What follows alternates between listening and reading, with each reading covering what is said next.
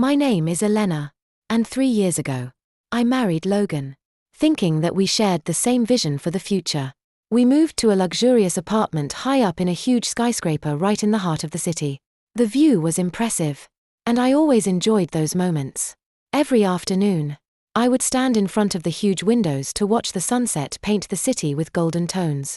I held an important position as head of the finance department in a media production company. My career was taking off and demanded all my dedication to ensure a good future for both of us. But little by little, my focus on work began to affect our relationship. "Elena, you're almost never home," Logan complained one night when I arrived around 10 p.m. "What's the point of having this incredible apartment if you can't even enjoy it?"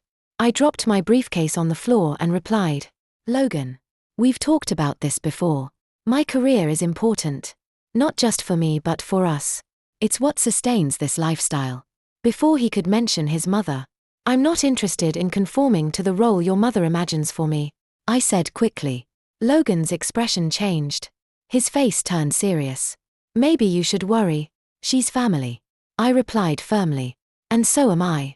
You knew what my priorities were when we got married. First, my career. Then family." That night, I stayed awake, feeling how the distance between us was growing. His mother only made that gap feel bigger. But I wasn't going to give up. I had worked too hard to throw everything away. The next day, my boss, Mr. Arthur, called me to his office.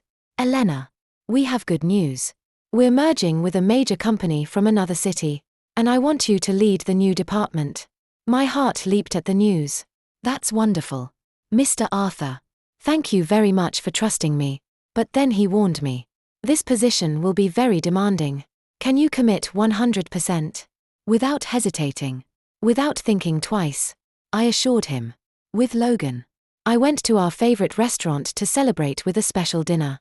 I set the table with great care, using our best porcelain and candles, and waited for Logan to arrive. However, from the moment he walked in, his mood was bitter. "And what's all this?" he asked, looking at the table with suspicion. I couldn't contain my excitement and exclaimed, "I'm up for a major promotion. This could mean a new house, international trips, and a lot of opportunities." But he interrupted me with a dry tone. "Yes. And also more hours at work. When are we going to be the priority?" I tried to insist. "This is for our future." But he scoffed. "What future? You're never here. This apartment is always a mess. I'm tired of takeout." Without another word, Logan went to his office and slammed the door. I was left alone, dining in front of the luxurious table I had prepared. But the luxury of the apartment couldn't hide the emotional mess I was feeling. 3 weeks later, I hired a cleaning lady. In a short time, I noticed an impressive change. The house was spotless. This small adjustment seemed like a minimal sacrifice to continue advancing in my career and, hopefully, start fixing our relationship. At first, we began to enjoy the benefits of having someone take care of the house. Every night, a delicious dinner awaited us.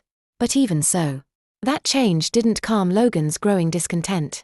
"You've already found a way to replace me in the house, too," Logan joked bitterly while we sat down for dinner that night. I tried to keep my voice light, hoping to ease the tension. I thought it would help both of us to keep the apartment in order and make sure we have good meals when we get home. "But that's not the problem, is it?" Logan interrupted, raising his voice as he slammed his fork hard on the table.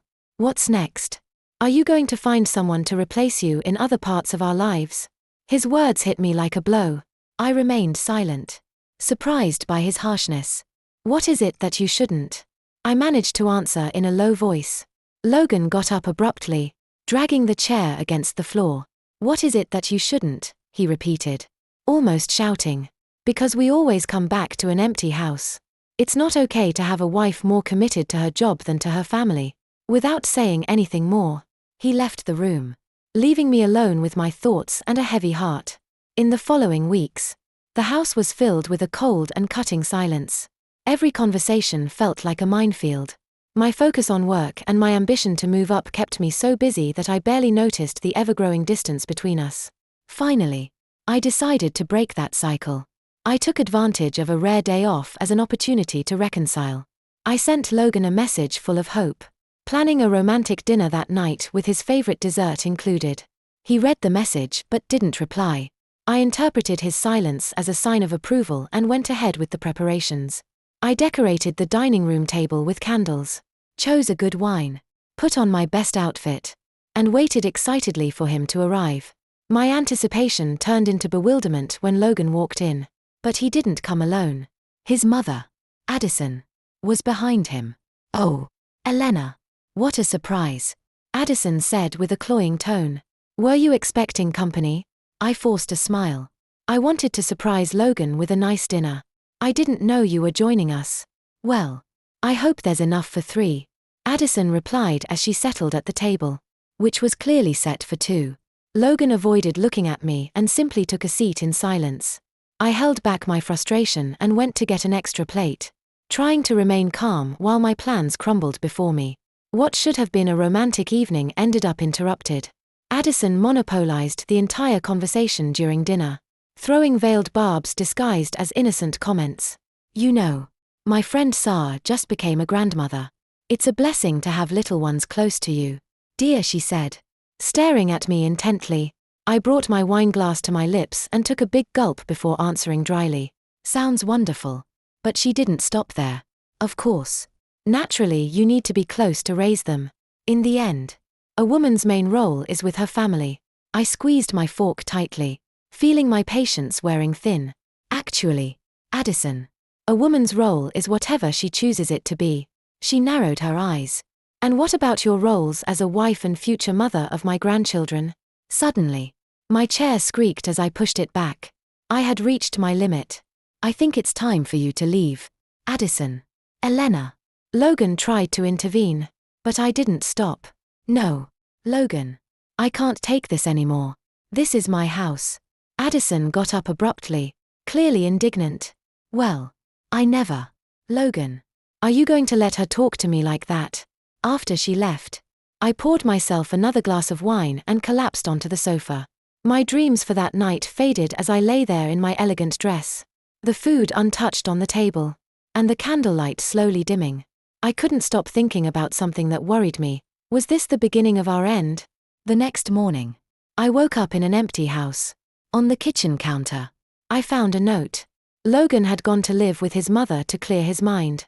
My hands trembled as I held the note, and then I threw it away. I felt a whirlwind of anger and pain swirling inside me. The days turned into weeks.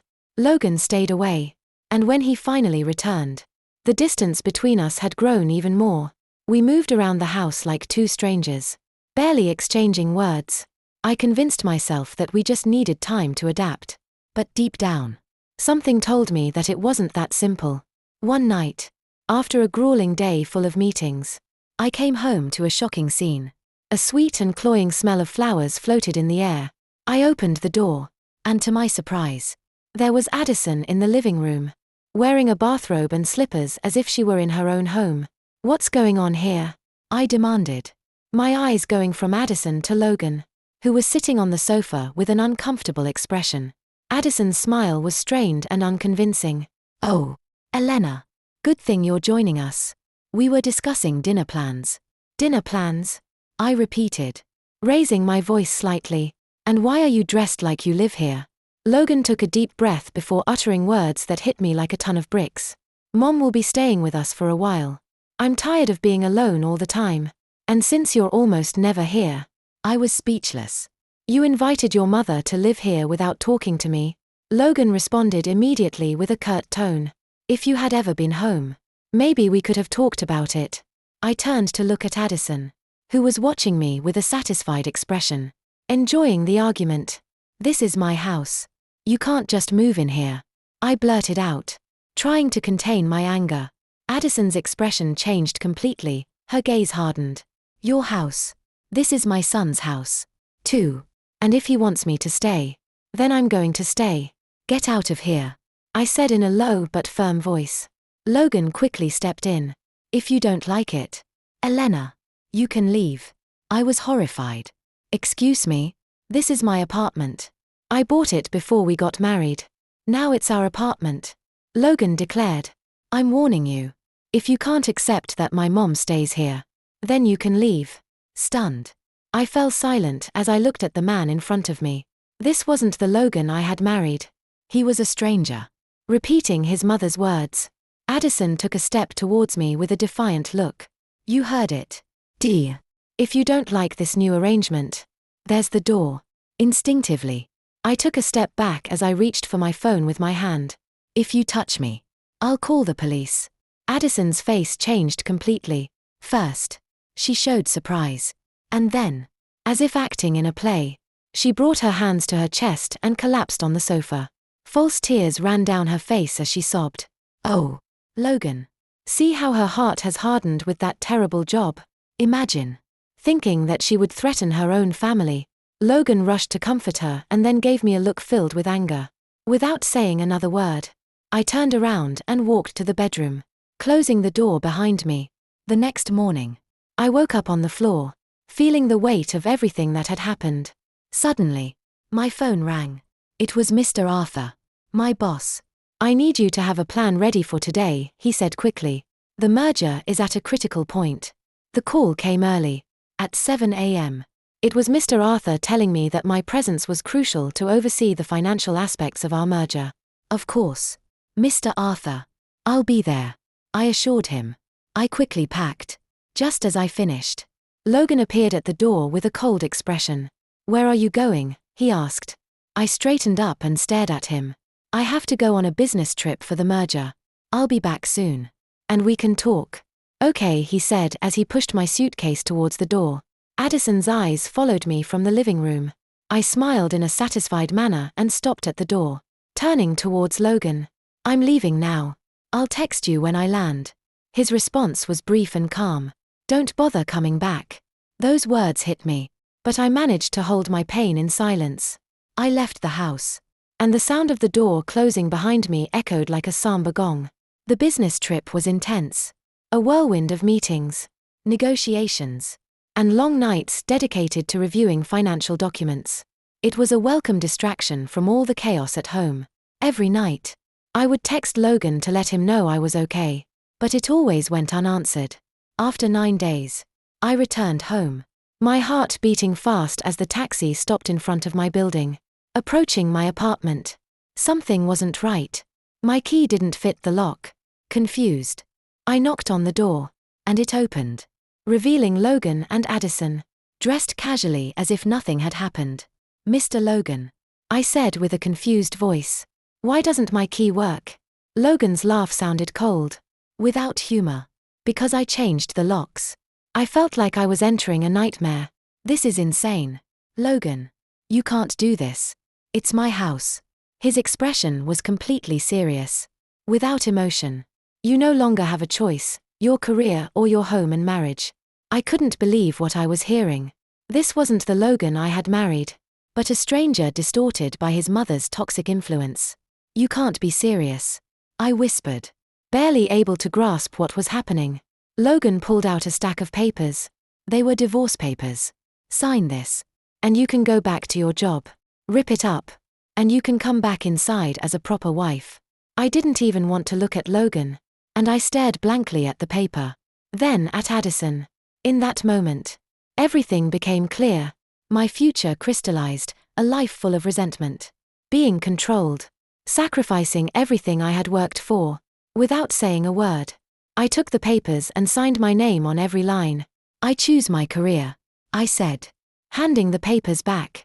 Because I clearly no longer have a husband or family. Their faces reflected surprise, almost comical, at what they were hearing. Before they could say anything, I turned around and left. My suitcase followed behind me as I got into the elevator. I watched the numbers go down, and a laugh escaped from deep within me. I had been thrown out of my own house, and in doing so, I had divorced a man who no longer saw me as his equal. In just 10 minutes, I became homeless. That night, while sitting alone in a hotel room, my thoughts crowded in, thinking about the turbulent events of the day. The next morning, I woke up early and called my friend Lena, a lawyer I had known since college. Elena, what's up? You never call so early. Lena's voice sounded concerned on the phone. I spent the next hour telling her everything that had happened. And when I finished, there was a brief silence on her end before she finally spoke. Her tone was firm but reassuring. Lena asked me, "The apartment you bought, was that before your marriage?" "Yes," I replied. "In that case," she said, "it's generally considered separate property, not marital property. It shouldn't be divided in the divorce." Relief washed over me, and I felt a new energy. I threw myself into my work with renewed vigor, focused on an important merger at my company, despite the long hours that sometimes made me sleep on my office sofa instead of returning to the hotel. A few days later, Maria, a real estate agent and longtime friend, called me. Her voice sounded worried. "Elena, honey, are you okay? I just saw Logan's posts online. He's saying some pretty nasty things about you." "What kind of things?" I asked, feeling a knot in my stomach.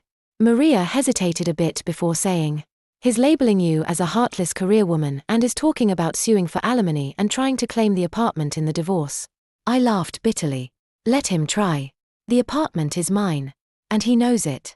After ending the call with Maria, I sat at my desk, my mind racing. Logan was trying to damage my reputation, painting me as the villain in our story. I couldn't let that succeed. I picked up the phone and dialed Mr. Arthur's number. After explaining the situation, he responded with a supportive tone. "Elena, your personal life will not affect your work here. You're a valuable employee. Don't let this impact your performance." I thanked him very much and said that I appreciated his support. Mr. Arthur suggested that I take some time off to handle my personal issues, especially since the merger was about to be completed. "Thank you, sir. I really appreciate it," I replied. That night, as I was about to leave the office, I saw a notification on my phone. Logan had started a live stream from what used to be our apartment, now clearly mine. Against my better judgment, I watched as he and his film crew discussed the renovations. Suddenly, an idea came to me, and I called Maria with a mischievous plan. "Maria, it's Elena. How quickly can you sell an apartment?" I asked. Maria's laughter filled the phone. "For you, Elena, I can work wonders. What do you have in mind?" As I told her my plan, Maria responded with laughter and gasps. "Oh, this is going to be great," she exclaimed. "I know a couple who has been looking for this kind of place. They're very discreet, and they told me the deal could be closed in just 3 weeks, maybe less." After the call, I leaned back in my chair, a playful smile appearing on my face as I thought about Logan's false sense of security. He thought he was in control, but he was about to be surprised. The next 3 weeks flew by. Between tireless work during the day, I finished the merger, and at night, I took care of paperwork, coordinated with Maria, and reviewed Logan's social media updates about his renovation plans. When the crucial day finally arrived, I put on my best suit and took a moment to enjoy my morning coffee, preparing for what was to come. Suddenly, my phone vibrated, and a message from Maria appeared. "Paperwork completed. Money signed. Transferred. New owners. Good luck." A wave of satisfaction washed over me. It was time to focus on work at the office, but my thoughts kept wandering to the drama that was about to unfold. Around midday, Lena sent me a text message. "The TV crew and Logan's mom are already here. He's looking very pleased with himself. The show starts in the next hour." I struggled to concentrate, but my eyes kept searching for messages on my phone. Finally, Lena's message arrived quickly. "You're not going to believe this. The new owners just arrived. Logan is stunned. The crew is freaking out. This is epic." I couldn't help but laugh, which made me receive confused looks from my colleagues. I quickly excused myself and went to the bathroom, allowing myself a moment of pure happiness. When I returned to my desk, I found an email from Lena with a link to a video. With trembling hands, I clicked on the link. The video began with Logan in the center of what used to be our apartment, now just mine, as he spoke about his plans. His mother, in the background, could be seen floating around with an arrogant attitude. Suddenly, an off-camera noise drew everyone's attention. The camera turned to capture a well-dressed couple entering, followed by Maria, who was carrying some documents. "Excuse me," the man said politely but firmly. But I believe you are in our apartment. Logan's face went from confused to annoyed. Your apartment? This is my house, he yelled. Maria stepped forward with her professional attitude. Without losing control. Actually, Mr. Anderson, this apartment now legally belongs to my clients. The sale was finalized this morning. The camera captured Logan's astonishment as he processed what was happening.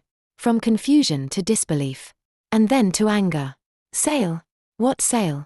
Elena couldn't have sold this apartment without my permission. Actually, Maria replied with a firm smile.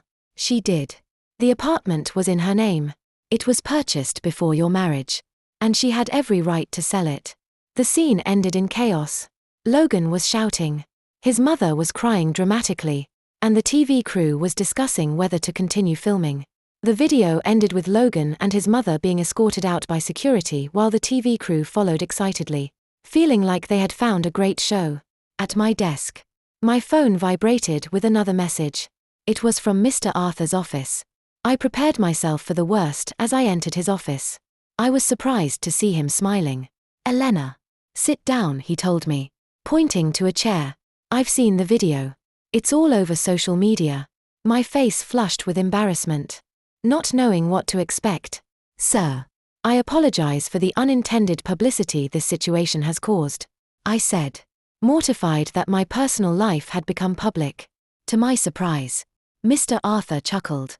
Elena, you just demonstrated exactly why you're the ideal person to lead our new department. You're smart, resourceful, and you've shown that you can turn a difficult situation into an advantage, just what we need for this merger. His words made me smile. Thank you, sir. I appreciate your support, I replied. Now, he continued, his voice becoming more serious. I think it's time for you to take that week off. Let's discuss settling your affairs. Find a new place. And when you return, we'll finalize your promotion and start you in your new role. During the following week, I dedicated myself to finding a new home, eager for a fresh start in a place that didn't have memories of Logan or our broken marriage. With the proceeds from the sale of the old apartment, I had many options. In my search, I found an ideal little house on the outskirts of the city, near the headquarters of our newly merged company. It was charming, with a beautiful garden and a picturesque view of the mountains. A serene escape from the past turmoil. I made an offer immediately, and it was quickly accepted. The day I moved in, Lena and Maria came to help me. We unpacked boxes and arranged the furniture, filling the house with laughter and cheerful chatter, letting the stress of the past weeks dissolve. As evening fell, standing in the garden with a glass of wine, I felt a deep peace while contemplating the mountains. It was a relief to feel grounded again. When I returned to work the following week, I was ready to take on my new responsibilities. I felt the curious glances and heard the whispers as I walked through the office. But I kept my head held high, determined not to let it affect me.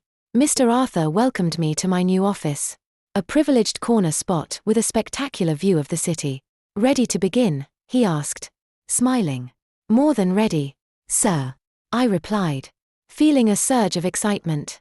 As I adapted to my new role, I immersed myself in the complexities of the merger, enjoying the challenges that required long hours and deep concentration. I enjoyed every moment, realizing that this was what I had worked and sacrificed so much for. One night, while I was working late, my phone vibrated with a notification. It was a message from Logan, pleading for a reconciliation. I paused and considered the message. I deleted it without replying. That chapter of my life was definitely closed. Now, I was writing a new story, one in which I held the pen,